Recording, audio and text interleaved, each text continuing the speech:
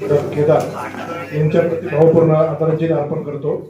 मी उपस्थित सर्व मान्यवर बंधू भगिनी, मी अधिक तर काय बोलणार नाही।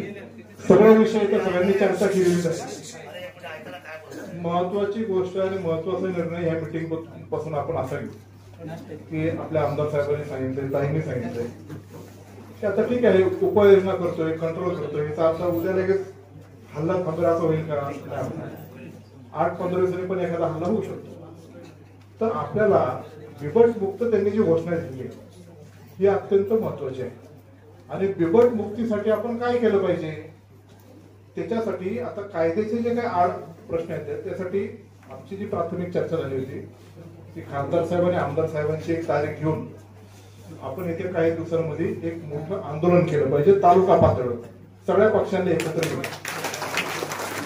आता त्या आंदोलनाची तारीख काय हे दोन्ही साहेबांनी आता चर्चा करून जर आपल्याला सांगितली तर आपण त्याचं प्लॅनिंग करू की कसं आपलं आंदोलन करायचं। नंबर 1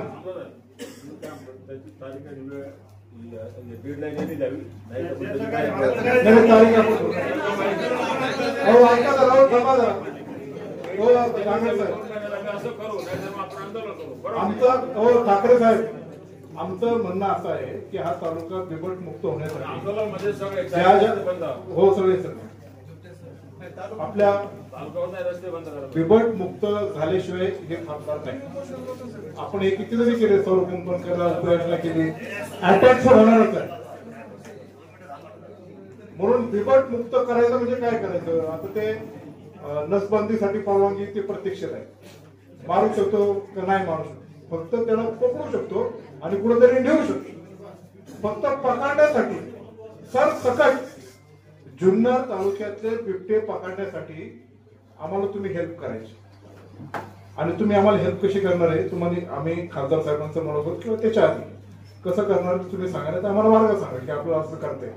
मला माहिती आहे तुमची मर्यादा आहे। आता उद्या एखादा बिबटा दिसला आणि तो जरी पकडायचं म्हटला तर सगळे एवढे बिबटे एकदम मी पकडू शकत नाही। पकडायचं म्हटलं तर PCCF ची परवानगी घ्यायला लागते, ते तुमच्या पण हातात नाही। तुम्ही काय आम्हाला उत्तर देणार किंवा काय नाही, पण आम्हाला बिबट मुक्तीच्या दृष्टिकोनातून उपाययोजना करायच्या आहेत।